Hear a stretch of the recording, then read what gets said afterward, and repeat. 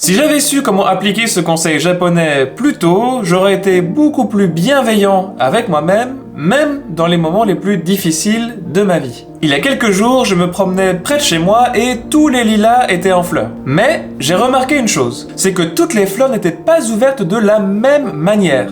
Et ça illustre parfaitement le magnifique concept japonais de Ubaitori. Ce concept puissant nous rappelle que toutes les fleurs sont uniques et qu'elles ne s'ouvrent pas toutes en même temps. Sauf qu'en fait, ce concept, il parle de nous. Le seul moyen d'être nul à quelque chose, c'est de se comparer à quelqu'un qui est meilleur que nous. Imaginez deux arbres. Le premier est superbe, il est fleuri, c'est magnifique. Mais juste à côté de lui, il y a un autre arbre que personne ne regarde. Pourquoi ? Parce que ces fleurs n'ont pas encore commencé à apparaître. Le premier arbre dit au second « Regarde comme je suis beau ». Et le deuxième arbre est triste de ne pas avoir de belles fleurs comme son voisin. Donc il essaye de fleurir le plus vite possible. Ça marche au début, mais il fait tellement d'efforts que les fleurs finissent par tomber très vite. Il perd toutes ses fleurs et personne n'admirera sa splendeur cette année. Pendant ce temps, notre premier arbre commence lui aussi à perdre ses fleurs et il lui dit « Si tu ne t'étais pas comparé à moi, c'est toi qui serais le plus beau maintenant que mes fleurs commencent à disparaître. » Et c'est exactement comme ça qu'on se crée des attentes absurdes par rapport aux autres. Car c'est ce qu'on nous apprend depuis qu'on est tout petit à l'école avec les bonnes et les mauvaises notes, mais aussi au travail pour savoir qui aura l'augmentation.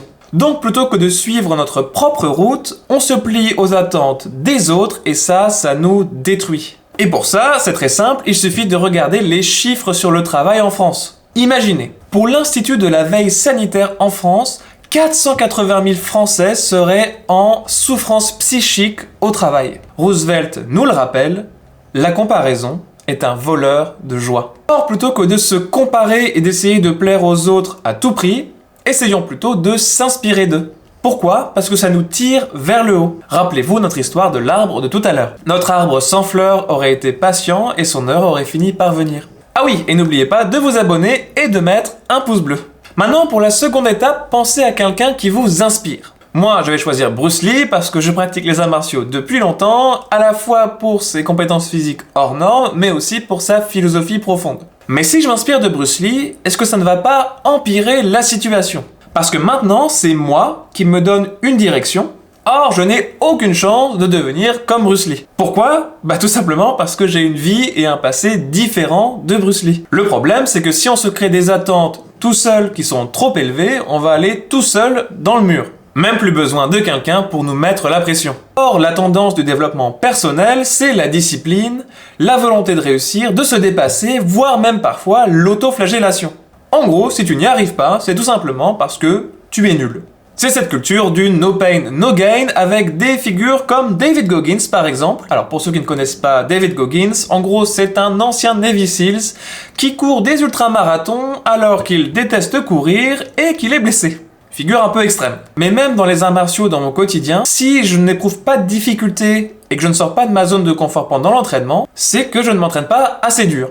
Mais en même temps, si je m'entraîne tout mou, c'est sûr que je ne vais pas progresser. Donc la solution ici, c'est de trouver des objectifs qui sont ambitieux, mais pas inatteignables pour soi. Et le pour soi est important. Le but, c'est de trouver un inconfort qui nous inspire et qui nous tire vers le haut. L'idée, c'est d'être indulgent envers soi-même, tout en éprouvant de la gratitude pour tout le chemin qu'on a tous parcouru dans nos vies. Chacun son rythme. Mais là, il y a un piège grave à éviter. Un piège dans lequel beaucoup de monde tombe, malheureusement. Imaginez une personne qui regarde un arbre fleuri, avec des fleurs qui sont ouvertes et d'autres qui ne le sont pas encore. Eh bien cette personne, elle va voir une fleur qui n'est pas encore ouverte et elle va cracher dessus et insulter la fleur qui n'est pas encore ouverte. Pourquoi ? Juste parce qu'elle n'est pas comme la fleur qui est juste à côté qui, elle, est ouverte. Et oui, le chemin de la haine, beaucoup le choisissent, et pour ça c'est très simple, il suffit de passer 5 minutes sur Facebook ou sur Twitter. Typiquement, ces gens ne voient pas que chaque fleur est différente et que chacune a un trajet différent. Les gens qui vont choisir ce chemin choisissent finalement la haine et de faire des suppositions sans rien savoir de la fleur qu'ils insultent. Alors que franchement, un peu de bienveillance et d'empathie, ça ne ferait pas de mal. Parce que si quelqu'un pense différemment, plutôt que de se braquer ou de mettre des barrières, de nous rappeler qu'on a tous une histoire différente et que finalement il y a une raison pour laquelle une personne agit de telle manière. Car on grandit tous à notre rythme et c'est ce que nous enseigne Ubaitori. Car la floraison des cerisiers est un moment fondamental au Japon, parce que c'est magnifique, mais aussi parce que c'est un symbole fort. Car comme chaque fleur du cerisier ou du lilas, on a notre chemin, notre histoire, en s'inspirant des autres, en éprouvant de la gratitude pour le chemin parcouru et en restant ouvert d'esprit. Célèbre ta personne comme la plus belle des fleurs et avance à ton rythme. C'est ce que nous enseigne ce concept japonais, car la plus belle des fleurs, c'est celle que tu connais le mieux, c'est toi.